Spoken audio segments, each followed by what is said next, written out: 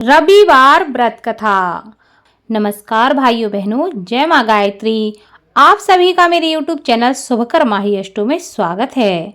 आज के इस वीडियो में सुनेंगे रविवार की व्रत कथा।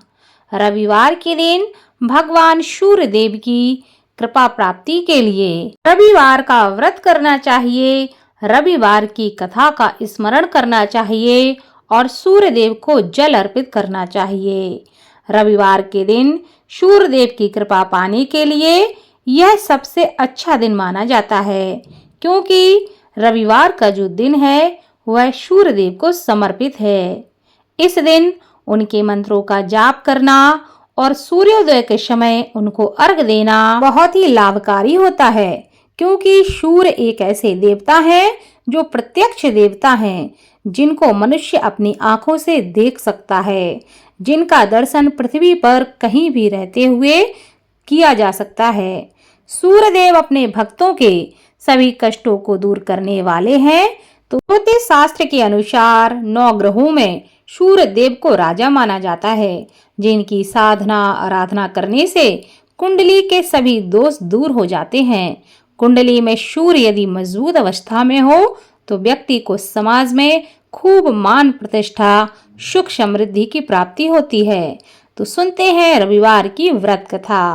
पौराणिक कथा के अनुसार प्राचीन काल में एक बुढ़िया रहती थी। वह नियमित रूप से रविवार का व्रत करती थी।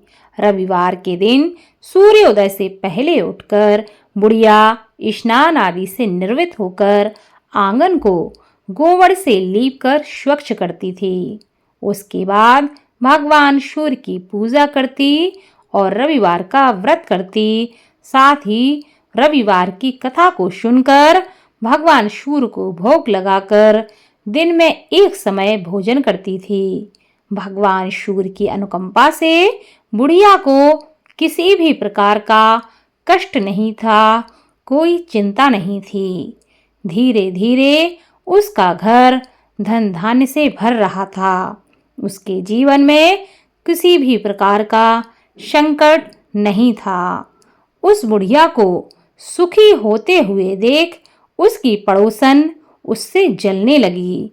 बुढ़िया ने कोई गाय नहीं पाल रखी थी, अतः वह अपनी पड़ोसन के आंगन में बंधी गाय का गोबर लाती थी।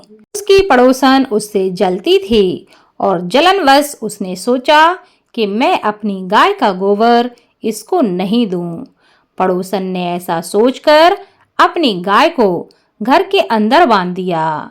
रविवार को गोबर न मिलने से बुढ़िया अपना आंगन नहीं लिप पाई। आंगन न लिप पाने के कारण उस बुढ़िया ने भगवान सूर्य देव को भोग भी नहीं लगाया और उस दिन स्वयं भी भोजन नहीं किया। सूर्यास्त होने पर बुढ़िया भूखी प्यासी ही सो गई। प्रातः काल सूर्योदय से पहले उस बुढ़िया की आंख खुली तो वह अपने घर के आंगन में एक सुंदर गाय और बछड़े को देखकर बड़ी ही हैरान हो गई कि आखिर यह गाय मेरे आंगन में कहां से आई। गाय को आंगन में बांधकर उसने जल्दी से उसे चारा खिलाया। पड़ोसन ने उस बुढ़िया के आंगन में सुंदर गाय और बछड़े को देखा तो वह उससे और भी अधिक जलने लगी।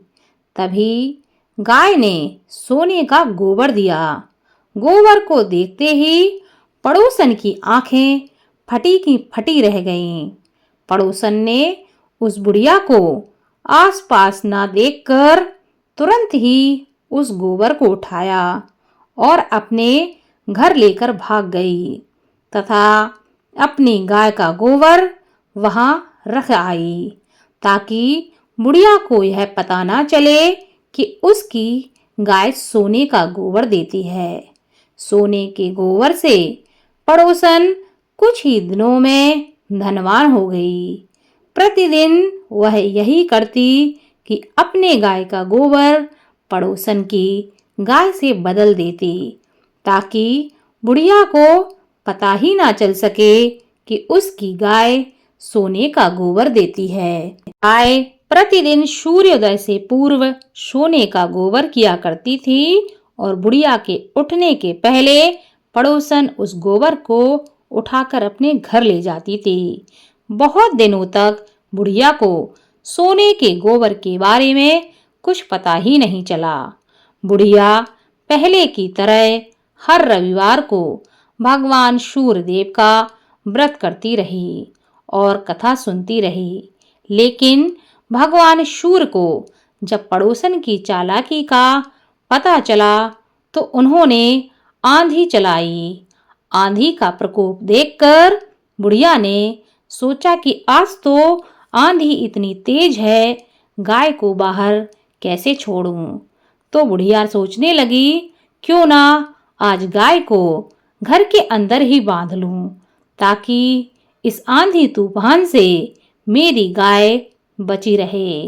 गाय को बचाने के लिए, उसकी सुरक्षा के लिए बुढ़िया ने उस दिन गाय को अपने घर के अंदर ही बांध दिया।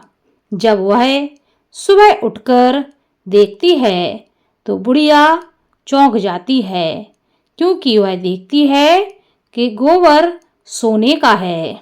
वह आश्चर्य में पड़ जाती है कि यह गाय तो सोने का गोबर देती है। उसे बड़ा ही आश्चर्य होता है। उस दिन के बाद बुढ़िया प्रतिदिन गाय को घर के अंदर ही बांधने लगी। सोने के गोबर से बुढ़िया कुछ ही दिन में बहुत ही धनी हो गई। उस बुढ़िया के धनी होने से पड़ोसन बुरी तरह जल भुनकर राख हो गई। पड़ोसन ने जलनवश अपने पति को समझाकर राजा के पास भेज दिया कि राजा से कहकर आओ कि मेरी जो पड़ोसन है उसके पास एक ऐसी गाय है जो सोने का गोबर देती है और वह गाय बड़ी ही सुंदर है। जब राजा को यह सब पता चलता है तो राजा उसे देखने के लिए आता है। राजा देखता है कि गाय तो बहुत ही सुंदर है, साथ ही जब वह यह देखता है कि गाय तो सोने का गोबर देती है तो राजा के आश्चर्य का ठिकाना ही ना रहा। बुढ़िया राजा से प्रार्थना करने लगती है कि हे महाराज, इस गाय को मुझसे ना लो, क्योंकि इस गाय को मुझे स्वयं भगवान सूर्य ने दिया है। मैं इसके बिना कैसे रहूंगी, मेरा जीवन यापन कैसे होगा। लेकिन राजा उसकी बात मानने को तैयार ही ना था। उधर भगवान सूर्य को भूखी प्यासी बुढ़िया को इस तरह प्रार्थना करते देख उस पर बड़ी ही दया आई। उसी रात भगवान सूर्य ने राजा को स्वप्न में कहा कि हे राजन, बुढ़िया की गाय व बछड़ा तुरंत लौटा दो, नहीं तो मैं तुम्हारे साम्राज्य को नष्ट कर दूंगा, तुम्हारा महल नष्ट हो जाएगा। भगवान सूर्य के स्वप्न से बुरी तरह भयभीत होकर राजा ने प्रातःकाल उठते ही गाय और बछड़ा बुढ़िया को लौटा दिए।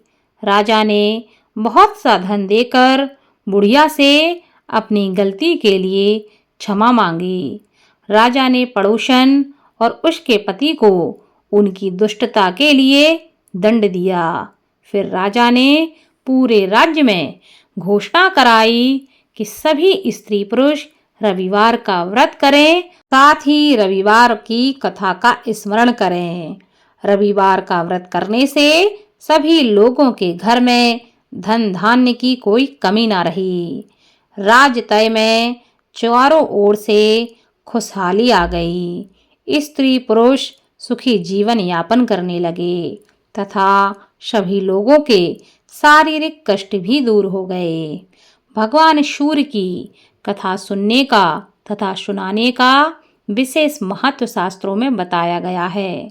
जो भी लोग अपने जीवन में मान सम्मान प्राप्त करना चाहते हैं, प्रगति चाहते हैं, उन लोगों को रविवार का व्रत अवश्य करना चाहिए, रविवार की कथा को अवश्य सुनना चाहिए तथा रविवार के दिन भगवान सूर्य के मंत्रों का जप अवश्य करना चाहिए। साथ ही रविवार के साथ साथ अन्य दिनों में भी भगवान सूर्य को प्रतिदिन जल जरूर चढ़ाना चाहिए। ऐसा करने से जीवन में सुख संपदा की कमी नहीं रहती, जीवन में प्रगति, मान सम्मान की प्राप्ति होती है। बोलो भगवान सूर्य की जय।